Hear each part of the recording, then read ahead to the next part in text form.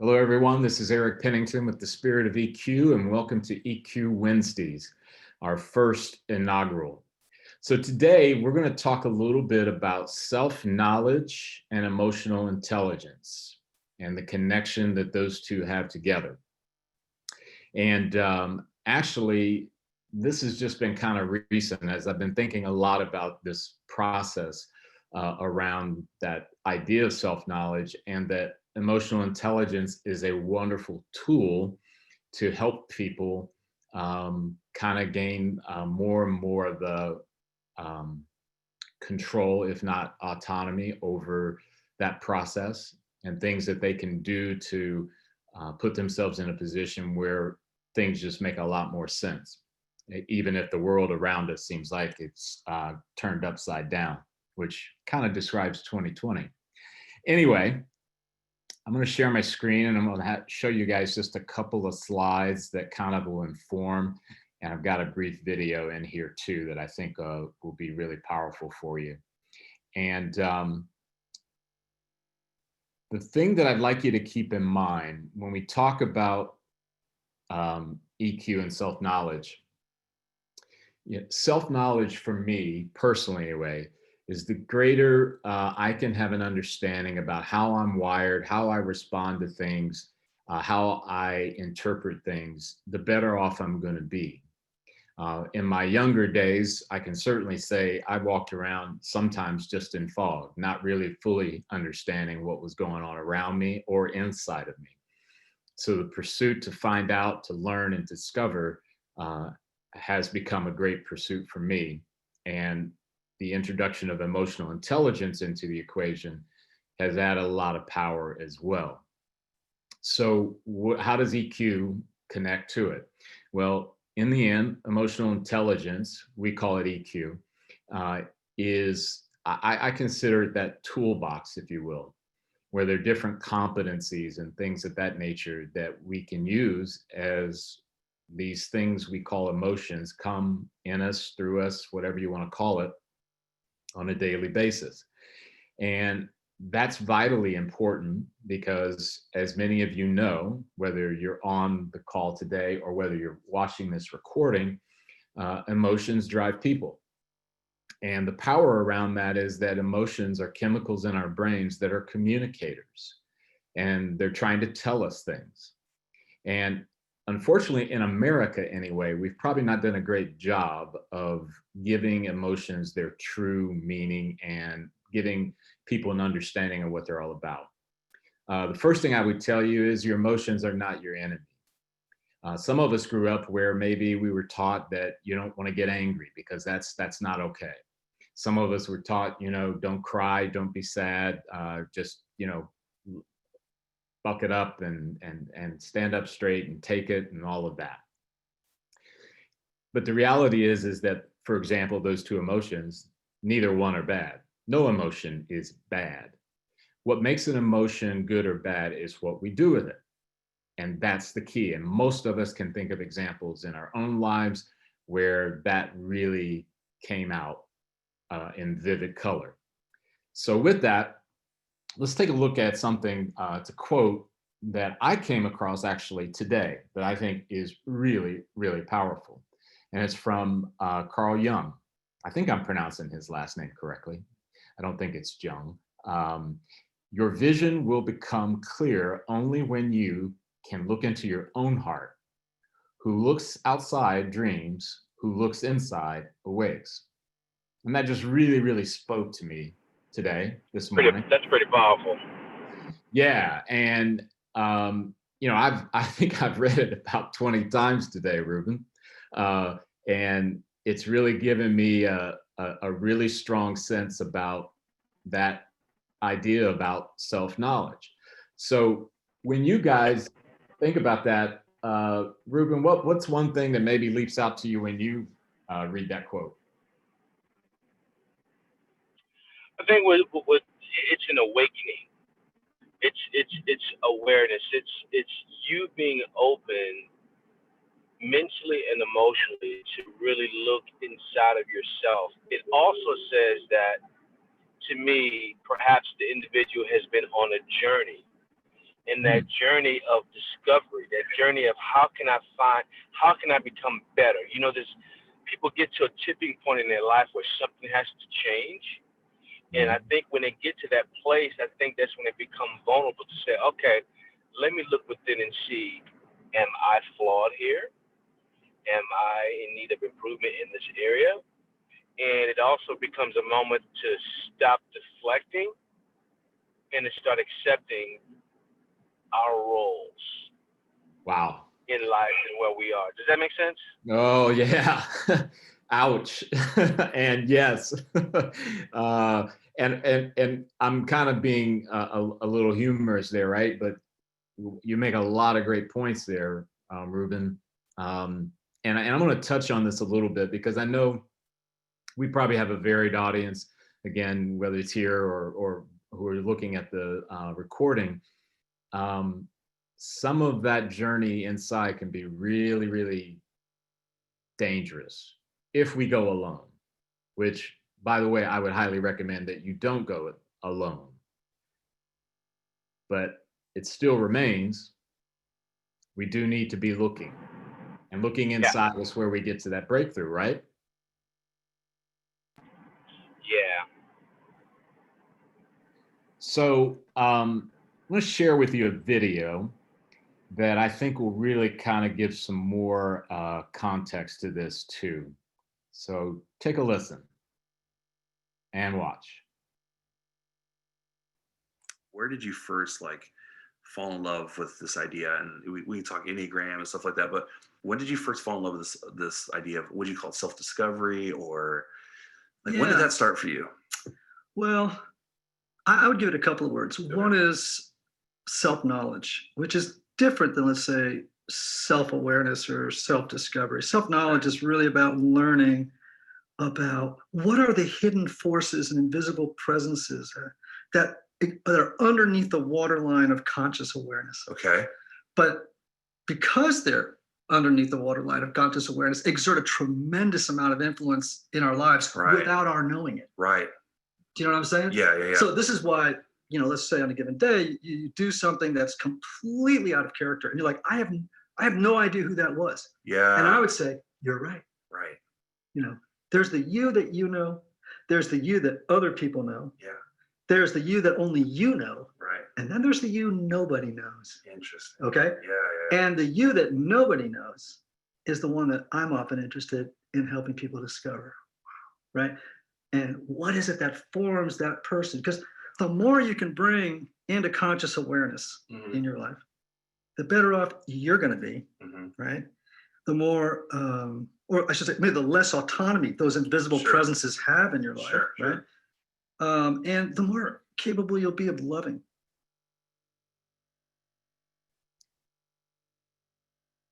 There's so much wisdom in that minute and 31 seconds. Oh my gosh.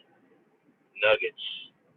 So let me ask you guys, and Robin, I know that you are probably going to only be able to communicate through chat. What are some things that leap out to you when you think about what he was talking about as it relates to self-knowledge?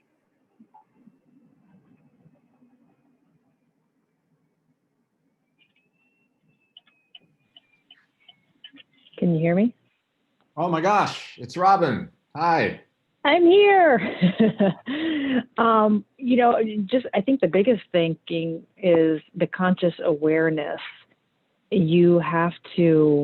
feel like you have to be truthful to yourself about the things you're feeling, the things instead of kind of tampering it down and, it's nothing.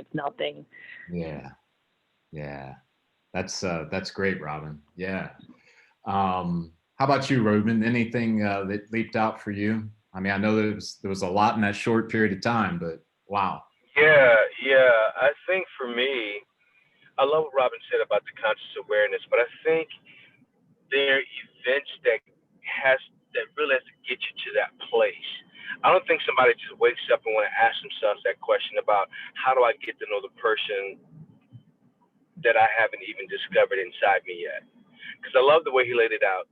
It's a person, you are known by yourself, you know about others, and there's a you that nobody else knows, and there's a you that has yet to be discovered. And I think that that just marries well with my comment earlier about how a person arrives at a place in their lives, whether it's the tipping point or whatever gives them this place of conscious awareness to begin to dig and search and look within. I think is where the transformation to the new person really begins to emerge. And I believe it is in that moment when you really begin to add value to those around you in relationships and in business. Yeah, yeah, exactly. I think you hit it. Both of you, your comments are right on the money. I want to show you guys a slide that it's probably my favorite slide in our sort of library of tools. And it represents the iceberg in the form of the human. As you probably know, in the iceberg, the true iceberg, there's only about 1/11th, 1/10, 1/11th of it is visible to the eye. The biggest part of the iceberg is below the surface. So from an illustration standpoint, and I know I've been guilty of doing this, where I just take people at the face value. I listen to a few sentences, I find out where they're from, where they work, and then I make my judgment. And that can be dangerous. Yeah. You know, I mean, can you imagine if you walked into a party, my goodness, not virtual, but when we used to have in-person parties, Yeah. and somebody came up to you guys, Robin and Ruben, and said, "Hey, I'm going to introduce you to John over there, but just be aware, you're only going to get 1/10 of it. The rest is unknown." That would stop you in your tracks. But for many people that we interact with, even some of the people that we're closest to, there are some things that maybe have not been discovered even by them. And Yeah. it makes the journey worthwhile for the work that we do at Spirit of EQ, because we want to help people, as Ian Cron mentioned in the video, to not only discover that which is beneath the surface, but to use the tools of emotional intelligence to manage as they go through that journey. Because the one thing about that stuff that's below the surface, some of that stuff can be scary. I don't want to speak for you guys or anyone listening, watching about the video recording, but I know there have been some areas in my life when I knew it was time to go beneath the surface and it was a little scary. The water wasn't as clear, right? Can you guys relate to Yeah. that? Does that ring true for you in any of your time past?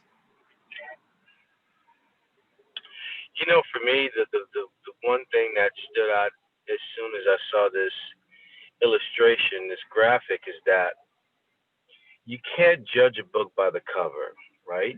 Yeah. You have to have an open mind, especially in our line of work, that you are empowered to help that person discover what's beneath the surface, which Yeah. could be some wonderful qualities and traits, and some of which that person may know and some they don't know. But I think that we have the ability to really help people. It's a cause for pause to not always operate under the perceptions that we just normally naturally default to when we look at someone and we see the things that we like. And even when we see things we don't like that would really keep us away from the individual, like they're too rigid or they're judgmental or whatever they may be. But little do we know underneath the surface, the reason why behind that rigidity and the reason why they have this posture is because there could be some barriers, some walls. And that's where we have the opportunity as experts to really help them uncover that why if they don't already know it, or give them further insight to the why to help them understand who they are and why they are the way they are so they can show up better. Yeah, and Ruben, I think, and I'm certain, I know in future podcasts that we're about ready to record here in the next month or so, we're going to be talking a bit about emotional intelligence as it connects to managing our relationships from a race perspective. And I think Mm-hmm. this particular iceberg is a great example for that too, in addition to what you were saying. Um, Yeah. when we're in sessions that are unlike this one, where we're actually with a client and their employees, leaders, we really stress the importance of we have to embrace curiosity, and we have to embrace it to a level that we exhaust it. Once we've Yeah. exhausted curiosity, then we're in a position to make a sound judgment. Unfortunately, at least my perspective, my opinion, in America, we do the opposite. We jump to judgment quickly and we leave curiosity waiting. And I think so much of that causes, it's not the only cause, but it certainly causes a lot of the problems that we have. And I just think it's a powerful thing when you consider it. I'm going to show you one more slide here, and then we'll kind of come back to just some discussion if it makes sense. And that is, well, what are some of the EQ solutions for this process of going on that journey of self-knowledge? The first one is competencies. I didn't want to take today and kind of open up all the competencies in our model that we use, but inside of our emotional intelligence model, there are multiple competencies that are learnable, and if practiced, can help as you maybe navigate some of those deep, murky waters that lead to you gaining more self-knowledge.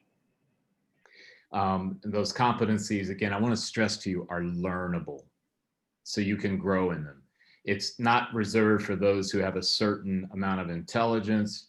It's not reserved for a certain amount of special people who grew up in certain areas. It really does relate to the third bullet point, and I'll get to that here in a second.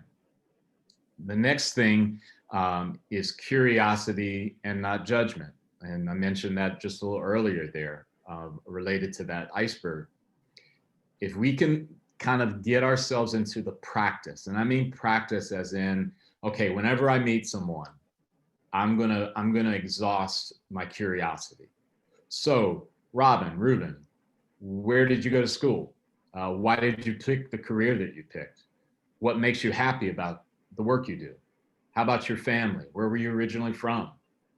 Did you like where you grew up? What about college?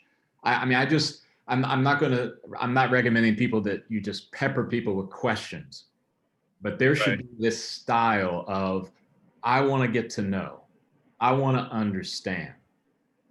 And I got to tell you something, and maybe I've said it in other settings. And it might have been even, I think, a past conversation I had with you, Ruben. Um, the pigment of our skin color is about 1/4 of an inch deep. Yeah. Right? Okay. Yep. And since it's 1/4 of an inch deep, that's not enough data to make a judgment. So let's embrace the curiosity and not the judgment. And then the last bullet, practice and work. We tell our clients all the time, especially prospective clients, the only way that our experiences don't work and will not produce behavior change is if your people are not willing to show up to practice and put in the work. That will guarantee failure. Outside of that, pretty much anyone will gain and grow in their emotional intelligence. So I would say it here to you guys, as I would say to those, again, watching the video recording. That's the key, being willing to show up to practice and to put in the work. And then you combine that with those other two, I think that gets you on your way. And hopefully it's probably not obviously said, but the reality is you should not go this alone. Whether that's meaning you hire a coach, or you hook up with Spirit of EQ for a webinar, or you take one of our assessments, or you've got another, there's a book that you read. You've got to do something that doesn't require you to be alone. Because if you're like me, and I consider myself to be a pretty normal human being, we all have things beneath the surface that are a little tougher to deal with, even though we know we need to deal with. So from that perspective. All right. So a little Q&A if it is necessary. I'll stop my share and we can open it up. If you guys have anything that you'd want to talk about relating to the subject at hand. Actually, I want to go back to something you said, Eric, in the beginning, that emotions drives everything. Yeah. And it drives our behavior. It drives the stock market. It drives business. It drives decisions that are made by leaders in our community. But I think is underplayed, and I think it's not acknowledged by the individuals in those areas, leaders in the community, pastors even, Wall Street, and giving it its true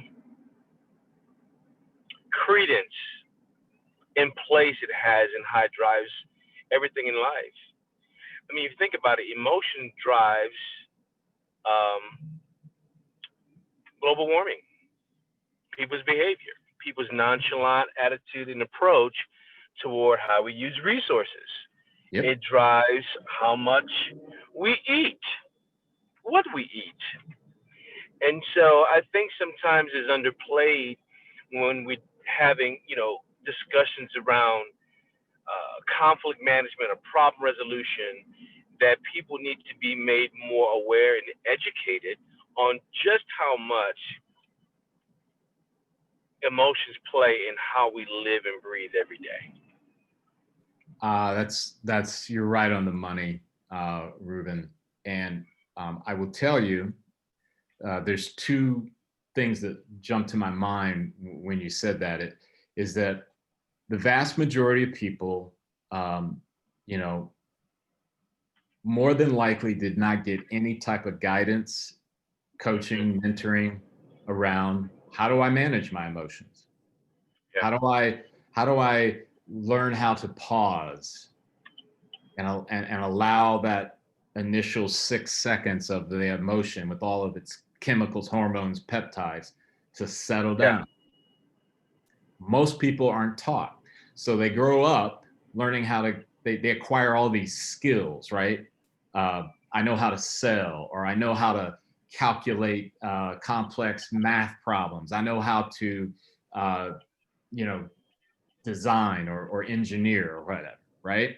Yeah, yeah.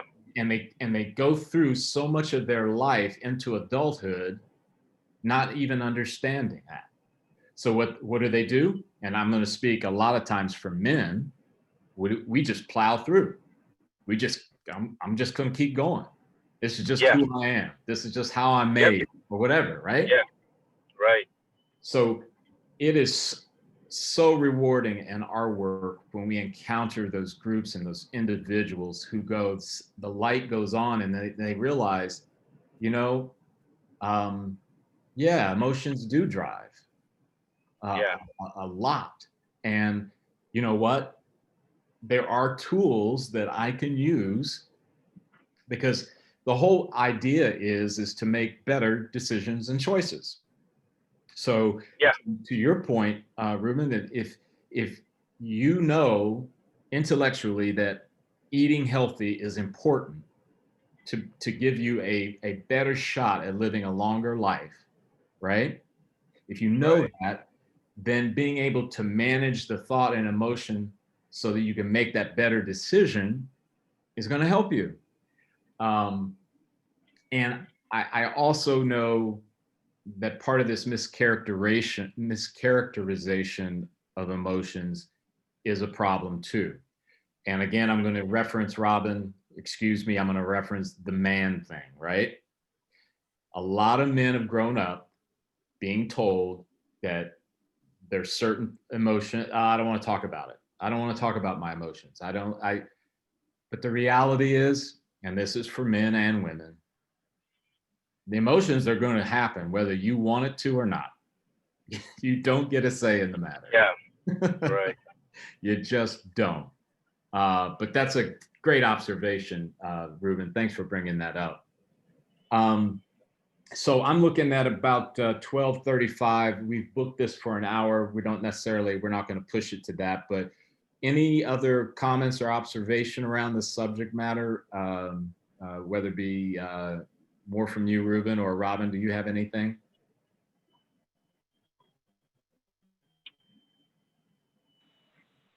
If Robin doesn't, or if she's thinking about it or working through unmuting, I know how it goes. You're trying to say something, you're trying to unmute. Yeah. I just left a class that I'm taking, and it's on, well, this portion today was about how to establish healthy boundaries, right? And what that really means. And it's all driven by emotions.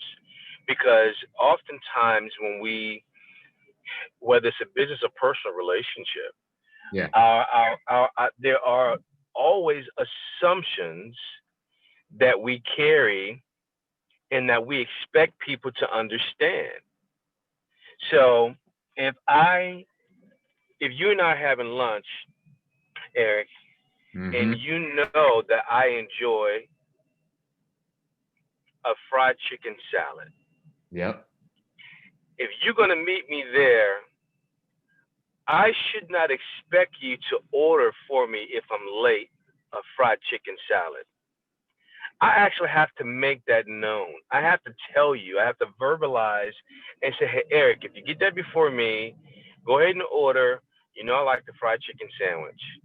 And so it may not be the best example, but I think you get the principle here that boundaries are to be spoken and not to be assumed. And I think when we can identify that emotion that hits a place for us, then we can truly verbalize that, and not everybody is aware, and then we just operate accordingly. Does that make sense? Totally. And that's a great example. Wow, Ruben, I think one of the upcoming EQ Wednesdays will be around the idea of emotional literacy, because I know in my own life there have been situations where those emotions came and I didn't know them well enough to know what to do. And depending on your personality type, and for me, mine is to withdraw. If I encounter where I'm feeling like, oh man, it's over my head, it's a little too thorny, I go withdrawal mode, right? Yeah. And I know that there's some people, right, who they encounter it, they go aggressive, they fight. Yeah. Right? Yeah. So what I have been learning and what I have learned is that the more emotional literacy I have, the better I'm able to stick in there, to stay with it, right? So let's say that, Ruben, you've got this meeting and you call me up and you say, Eric, my car broke down. I cannot get there. I need you. Can you fill in for me? You just have to take some notes, right? And maybe it's with a certain group of people that I'm not familiar with. Maybe I've never met them. Maybe I don't understand their business or what have you. I'm going to feel anxious, Ruben. Now, right. If I don't recognize anxious, if it's kind of like it's foggy to me, guess what? I might say, it's not going to work for me, Ruben. I've got this appointment that's coming up in the next. I may lie to you because that feels safer than saying, hold on, Eric, what you're dealing with here is anxious. Why don't you just ask Ruben to tell you a little bit more about the people that are going to be there? Yeah.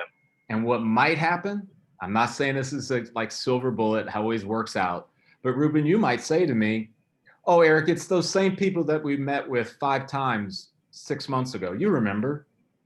And then all of a sudden I'm going, I was about, No. right?